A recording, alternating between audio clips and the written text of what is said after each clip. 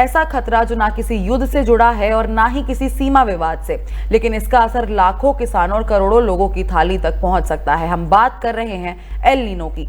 दुनिया भर के मौसम वैज्ञानिक एल नीनो को लेकर चिंता जता रहे हैं और भारत में अब 197 जिलों को इसके संभावित प्रभाव वाले क्षेत्र के रूप में देखा जा रहा है।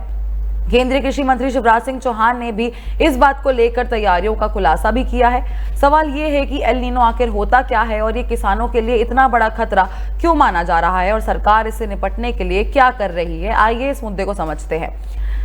सबसे पहले समझते हैं कि एल नीनो क्या है। आसान भाषा में कहें तो एल नीनो पैसिफिक ओशन के पानी के असामान्य रूप से गर्म होने की प्रक्रिया है। सुनने में यह सिर्फ एक समुद्री घटना लग रही है, लेकिन इसका असर पूरी दुनिया के मौसम पर पड़ता है।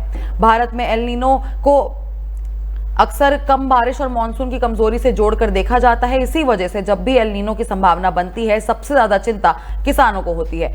कृषि मंत्रालय के मुताबिक देश के 197 जिलों की पहचान की गई है जहां कम बारिश या बारिश के डिस्ट्रीब्यूशन में गड़बड़ी की संभावना हो सकती है। इनमें मध्य प्रदेश, महाराष्ट्र, गुजरात, उत्तर प्रदेश से कुछ हिस्से, कर्नाटक और छत्तीसगढ़ के क्षेत्र शामिल हैं। ये वही इलाके हैं जहां रेन फेड एग्रीकल्चर यानी बारिश पर निर्भर खेती बड़े स्तर पर होती है। दलहन और तिलहन की पैदावार का बड़ा हिस्सा यहीं से आता है। ऐसे में अगर बारिश कम हुई या समय पर नहीं हुई तो फसलों पर सीधा असर पड़ेगा। और सिर्फ कम बारिश ही नहीं, समस्या एक और भी है। एक्सपर्ट्स कहते हैं कि कई बार समस्या सिर्फ कम बारिश नहीं होती, समस्या होती है बारिश का डिस्ट्रीब्यूशन।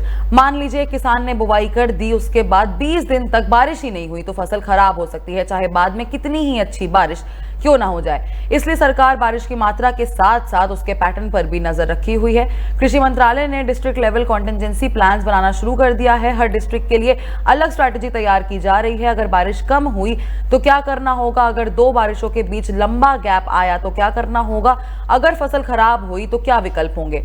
इन सब पर भी काम चल रहा है। सरकार ने 1% बीज रिजर्व रखने का फैसला भी लिया है। इसका मतलब है कि अगर किसी किसान की फसल शुरुआती चरण में खराब हो जाए तो उसके पास दोबारा बुवाई का विकल्प रहे। साथ ही सूखा सहन करने वाली वैरायटीज और कम पानी में उगने वाली बीजों पर भी जोर दिया जा रहा है। ये तैयारी सिर्फ कागजों तक सीमित नहीं है। कृषि मंत्रालय के अनुसार 1687 वैज्ञानिक टीमों को ग्राउंड पर उतारा गया है। ICAR, कृषि विज्ञान केंद्र, एग्रीकल्चर यूनिवर्सिटीज और राज्य सरकारों के अधिकारी मिलकर किसानों को जागरूक कर रहे हैं। हर राज्य के लिए नोडल ऑफिसर्स भी नियुक्त किए जा रहे हैं। सरकार फर्टिलाइजर डिस्ट्रीब्यूशन को भी टेक्नोलॉजी के माध्यम से बेहतर बनाना चाहती है। फार्मर आईडी के जरिए ये ट्रैक किया जाएगा कि किस किसान को कितनी खाद की जरूरत है, ताकि डाइवर्जन और ब्लैक मार्केटिंग को रोका जा सके। तो एक तरफ खाड़ी संकट से फर्टिलाइजर और एनर्जी सप्लाई पर खतरा मंडरा रहा है, तो वहीं दूसरी तरफ एल नीनो की आशंका मॉनसून और फसलों के लिए चुनौती बन सकती है। यानी भारत की एग्रीकल्चर इकोनॉमी के सामने एक साथ दो बड़ी परीक्षा खड़ी नजर आ रही हैं। अब देखना यह होगा कि मॉनसून कितना साथ देता है और सरकारी तैयारियां जमीन पर कितनी सफल साबित होती है।